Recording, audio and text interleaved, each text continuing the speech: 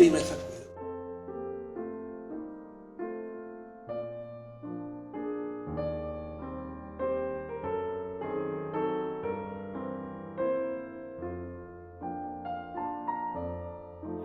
Para mim tudo é uma coisa.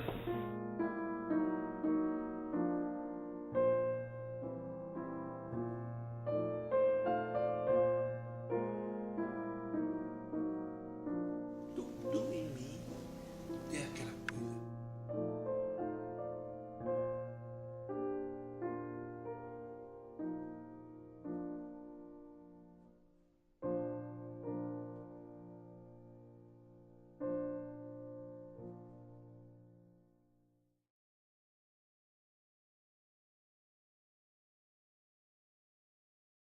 O cavalo é uma coisa maravilhosa.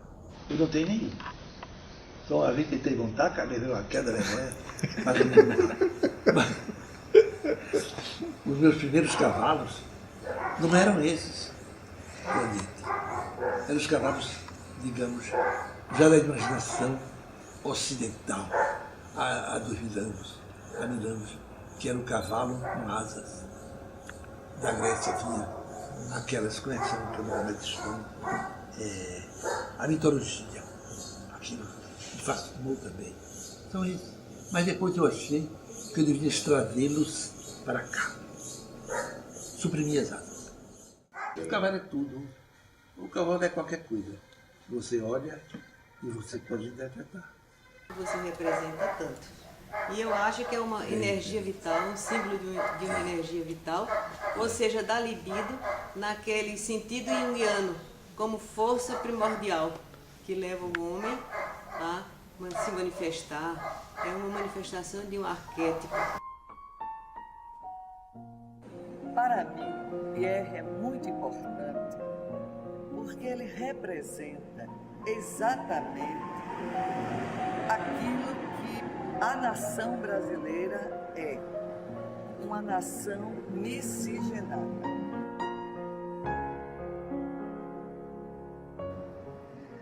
Pierre nasceu no Brasil.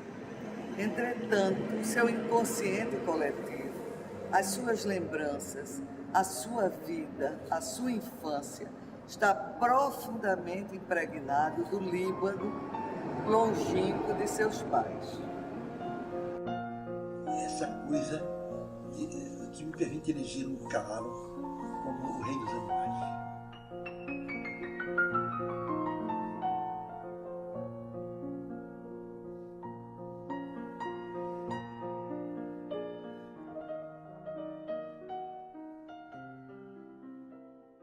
O Pierre deixou uma história muito bonita para os alagoanos e para o Brasil. Pierre é um homem singular, na medida em que ele escreveu a sua história a partir da perseguição do seu ideal e não movido pelas conveniências da convivência ou pelas convenções. Nasci assim, com essa inquietação de conhecer as coisas e de me expressar livremente. Então, meu pai inventou de pintar a casa, porque a filha dele, a primeira filha, ia casar. E ele encomendou um protestante, um homem, que tinha um sinal preto aqui, era uma pessoa de confiança, a pintura da cara toda. Então, quando ele ia almoçar, que deixava a escada, aquelas panelas com tinta, aquelas coisas penduradas com arame, eu ia mexer. E mexendo fui pintando. E foi despertando em mim o gosto por aquela pintura. A primeira peça foi comprada pela mãe dele quando ele tinha 8 anos, ele sempre contava isso. Foi à casa de um alfaiate, na Rua da Boa Vista, fazer a sua roupinha de colégio. E lá chegando, encantou-se por um espelho. Então, começou a pedir à mãe, ele dizia, eu atentava a minha mãe. Eu pedi a minha mãe para comprar aquele espelho. E minha mãe não queria. Disse que não comprava, saiu comigo, mas já na rua ela resolveu voltar para me fazer o prazer e comprou um espelho que é guardado até hoje, que faz parte da coleção. Que eu estou fixado nas minhas lembranças da infância. Aí eu me lembro das toalhas de xadrez verdes, que eu ficava apressado, todo mundo acabar de comer e sair dali.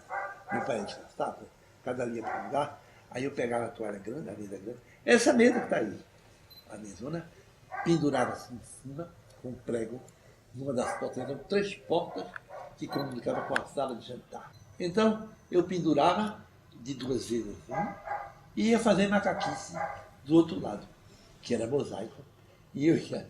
Então, essa foi a primeira manifestação de uma coisa que eu não sabia no que era teatro. Sabe o que era?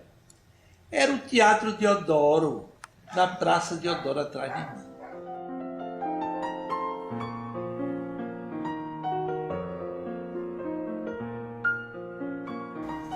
Lá eu tinha uns 12 anos. Conheci Pierre quando era adolescente, mas nós morávamos à beira-mar e Pierre costumava veranear nessa praia. E lá, um dia, eu passando na praia, vejo aquele rapaz sentado embaixo de uma barraca de praia, lendo. Eu disse, mas que rapaz culto, vem à praia. Um dia eu botei a perna na frente, embaixo. Eu quero ir embora daqui, quero ir embora.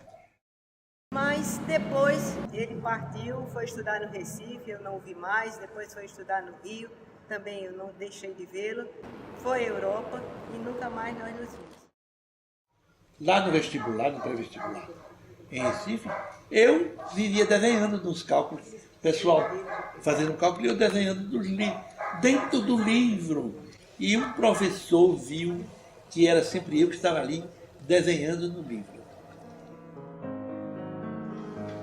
Você sabe que é engenharia mesmo que você quer? Eu disse, mas por quê? Ele disse, porque eu gosto muito de fazer planta de casa, fazer casa bonita. Aí ele disse, olha, não é não. Você se informa, preste atenção. Você pode ser arquiteto. Pela primeira vez eu vi um arquiteto, que eu não sabia nem o que era. E não é que eu, então, para convencer meu pai, que ia ser engenheiro, fiquei e ele me sustentou com muito calor, porque era engenheiro. Terminei o curso de arquitetura, que ele não sabia o que era outro, ele não sabia ler.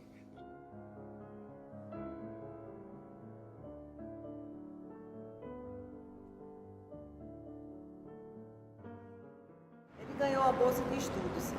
Essa bolsa foi proveniente de uma tela que ele pintou, um retrato da mãe, muito bonito, a mãe vestida de libanesa, com uma trança muito bonita assim ao lado. E esse retrato ele colocou no gabinete do reitor da época. Ele que tinha me dado o local para eu pintar, mas eu decidi levar o quadro. E um dia, logo cedo, quando ele chegou no gabinete, encontrou o quadro em frente ao Mirodi. Ficou encantado, maravilhado pela tela. Perguntou quem pintou essa tela. Aí seu nome dele é Chalita. Eu sei quem é. Eu sei quem é, você. É um estudante de arquitetura. E ele é também pintor e toca piano. Então o reitor disse, mande chamá-lo que eu quero falar com ele. Aí ele foi lá, eu estava em sala de aula, falou com o professor, Chalita, o reitor quer ir. E você queria alguma coisa comigo? Eu quero ir para Paris. Eu não posso mandar você para a França, mas eu mandarei para Madrid. Eu disse, vou. Aí ele pegou o telefone na hora, né? Comunicou para a embaixada. E eu estava viajando lá. E lá chegando, frequentou a escola de São Fernando, onde passou 8 meses trabalhando sob a orientação de Valvir. Depois desses 8 meses, ele resolveu partir para Paris. Era lá que ele pretendia chegar. E morri de vergonha. Teve o primeiro trabalho da turma, de menino de 14 anos e mais velhinho. O meu foi o primeiro derrubado. Foi o pior da turma, mas estou danado. Continuei, pronto. Não era cadeira, era o contrário. Era geométrico. Mas era o que é que eu faço com a geometria? A geometria já estava morta há muitos anos, há 1000 anos, 2000 anos. Ele é que não sabia, não tinha cultura para me levar adiante. Estou falando sobre o momento em que eu vivi.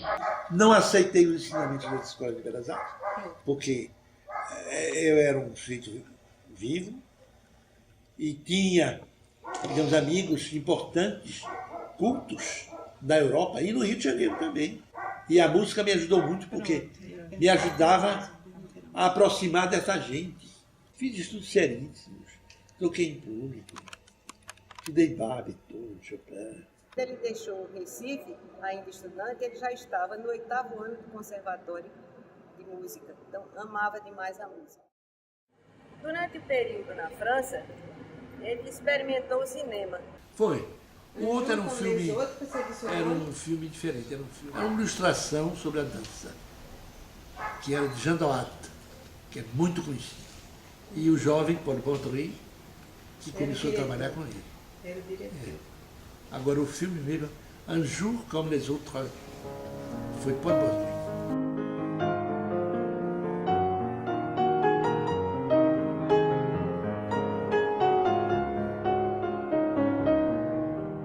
Fomos nos reencontrar na década de 70. E voltando a Maceió, comecei a trabalhar na área cultural. E escrevi ao mesmo tempo nos jornais. Então, fui fazer uma entrevista com ele. Começamos a conversar bastante e dessa conversa passamos a trabalhar juntos. E, a partir daí, o nosso contato foi cada vez mais acontecendo e havia uma certa cumplicidade. O encantamento meu por ele foi cada vez mais crescendo. Estou com essa pintura, que eu não vou me separar nunca, nem dela, nem da minha mulher, porque ela está metida aí dentro.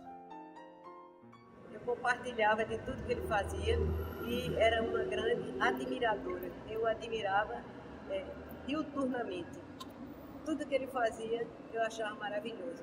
Um dia nós nos casamos, no dia 4 de janeiro de 1986. Foi um casamento inusitado.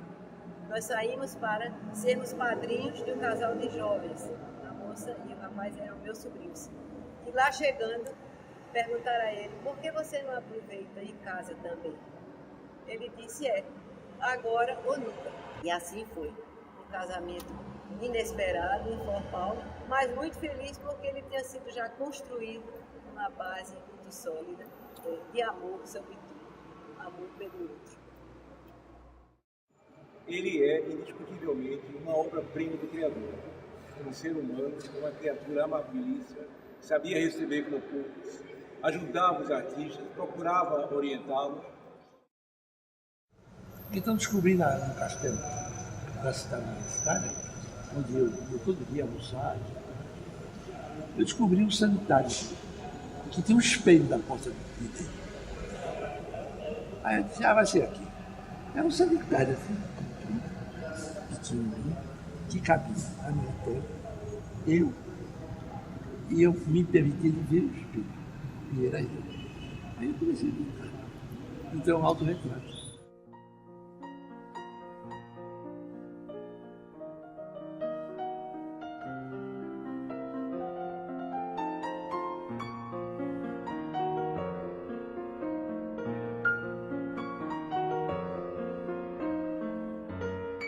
Esse quadro, ele foi pintado pelo Pierre e nós não éramos casados. Ele me fez escritora e ele pintor. Só que ele não disse que era ele. Mas todo mundo achou que era. Viram o bigode, o pincel ali na mão. E aqui eu acho que não é só o físico, não é só o meu cabelo, não são os olhos, não é o bigode dele que nos aproxima. É essa aura que envolve a criatividade humana. Isso eram jardins do colégio, na cidade universitária. Era o outono. Eu quero mostrar quem sou eu, como é que eu trabalho.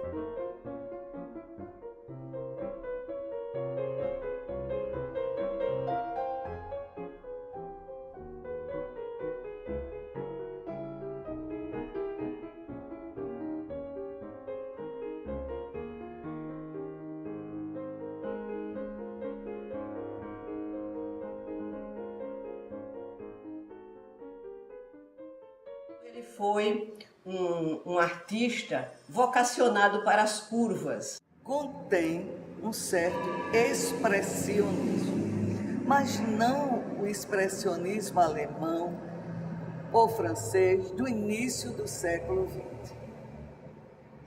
Ele expressa o expressionismo da estética barroca. O expressionismo alemão é um momento onde o homem baniu Deus daqueles entendimento, daquela interpretação de mundo. O expressionismo barroco é um expressionismo, é uma arte quitônica, entretanto, uma arte em que Deus está presente. A pintura de Pierre, se vocês olharem, predominam 4 cores. O azul, junto ao vermelho, fazendo uma distinção. O azul, que trabalha toda esta tela, depois essa parte esverdeada, que pode dar a impressão de um pergaminho que ela tem, como se fosse uma folha de papel que levantasse um pau. E aí você vê o claro do azul, mas que aos poucos começa a aparecer as cores mais escuras. O negro que representa o jesuíta.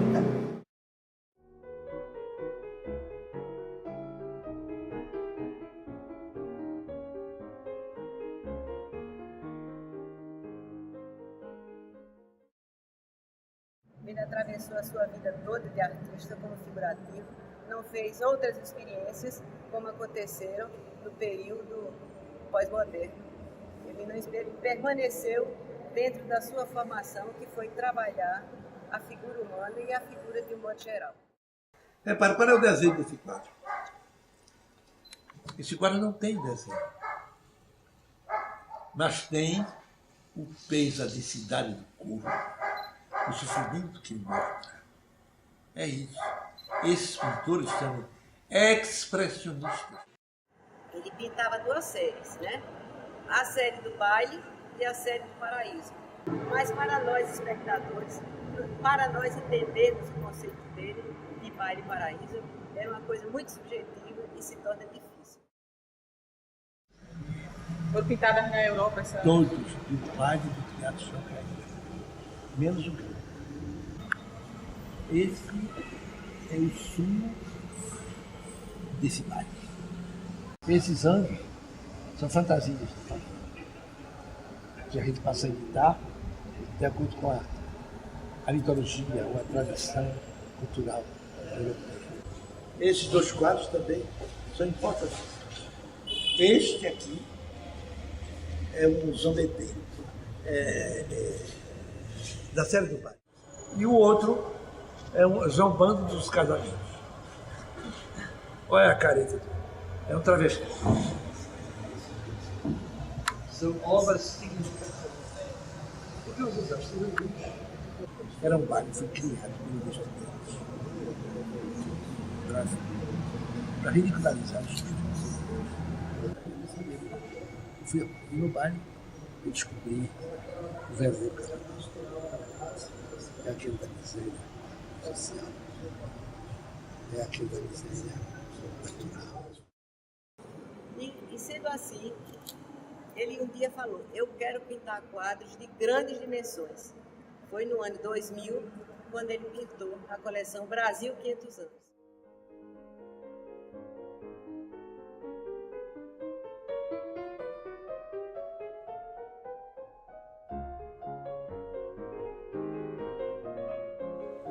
Tudo que você está vendo ali, aqueles quadros todos 24 de 3 metros por 2, aquilo foi pintado em menos de um mês, tudo.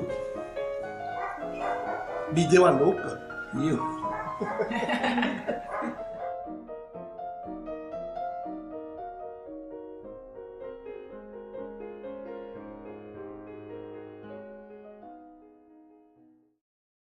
Nós encontramos em seu ateliê uns exercícios ainda do tempo de escola na França, em que ele fez um estudo sobre o pé, pé, a gente não acredita que ele tenha repetido com tanta pertinência aquele pé para depois fazer o desenho do Cristo Nu, que foi um Cristo, que é um quadro emblemático na sua vida, porque causou muita polêmica quando foi exposto em Madrid, e causou mais ainda quando foi exposto em Maceió, porque na década de 60 a moral era muito rígida, subia numa mesa para poder pintar.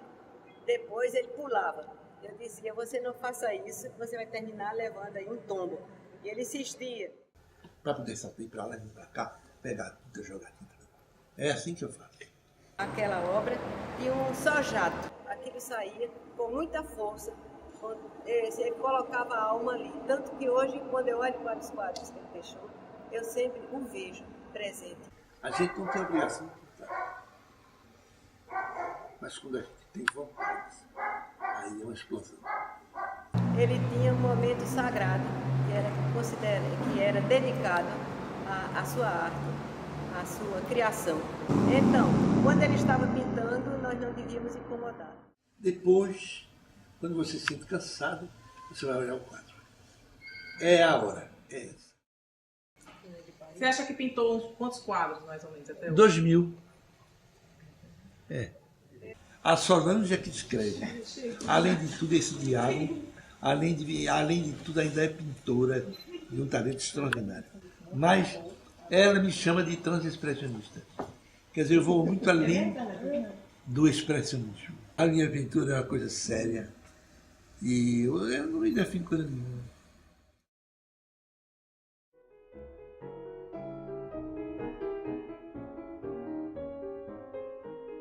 Estou mostrando a vocês como é que a gente salva as coisas. Está aqui.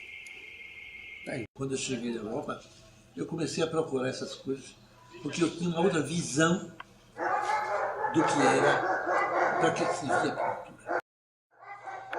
Quando eu compreendi que era preciso conservar, resguardar isso, fiquei doido, fui procurar meus quadros velhos. E encontrei quadros assim, pela metade. Todo comido de cupim, mijado de rato, tudo estragado lá nos depósitos. Olha como estou restaurando. Eu sinalizei ali, olha, tá vendo? Com um lápis pequeno, que era a parte que estava caindo a pintura toda. Já não tinha mais pintura. Então o que tenho que fazer eu? Recuperar a minha pincelada, o meu gosto na época. É a última fase da restauração é essa. Depois do nivelamento da superfície, é a pintura. Então é assim, eu boto a tela, né, e começo já com a tinta. No desenho, eu marco com uma tinta forte.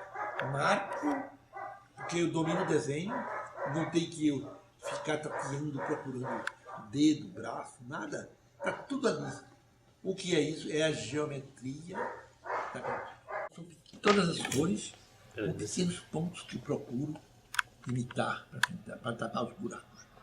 Da pintura, que passa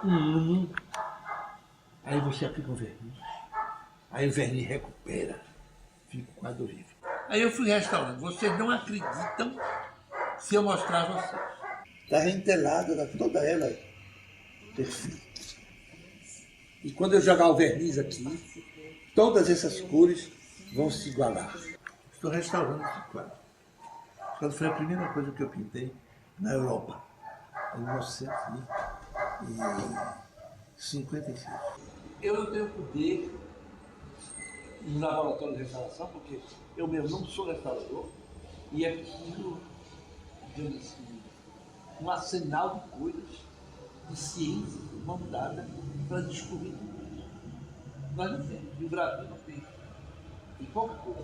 Foi graças a São Paulo, amigos que eu tenho como base, é que me ajudaram a pedir emprestado e disseram, você não tem essas 4 obras da época do Império, nós vamos restaurar, vamos mostrar em São Paulo e nós devolvemos o museu. Bem, aqui, vocês, todo dourado, Zé Cabana, e eu com os pedaços. Caiu, me dei esse pedaço.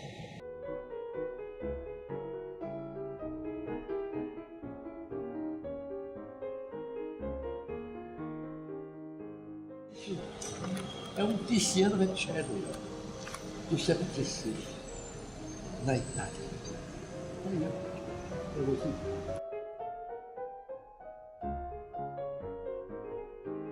Foi um renascentista importantíssimo. E montei.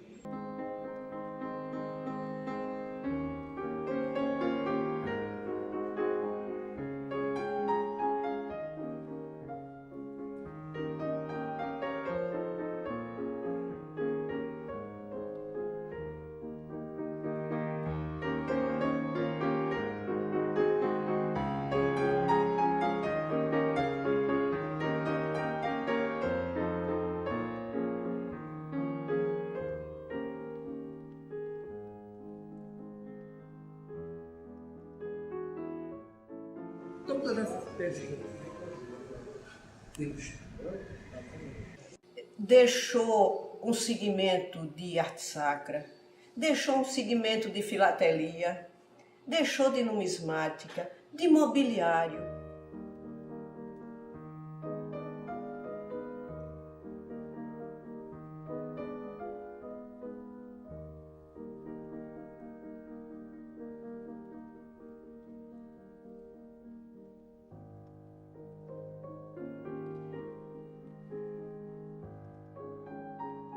Tudo aqui dentro representa, não falo em questão de esforço, representa o meu gosto, não é?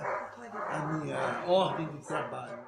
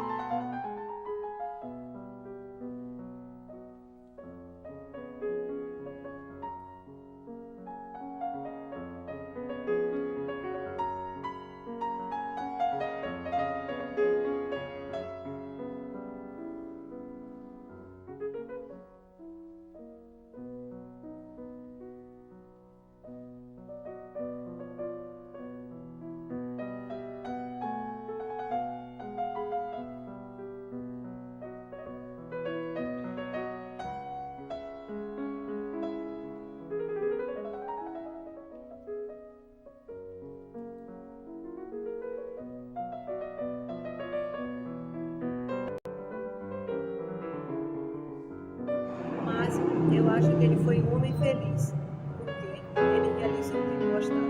Foi pintor, arquiteto, professor, amava as pessoas, os seus alunos, fazia tudo com muita autenticidade.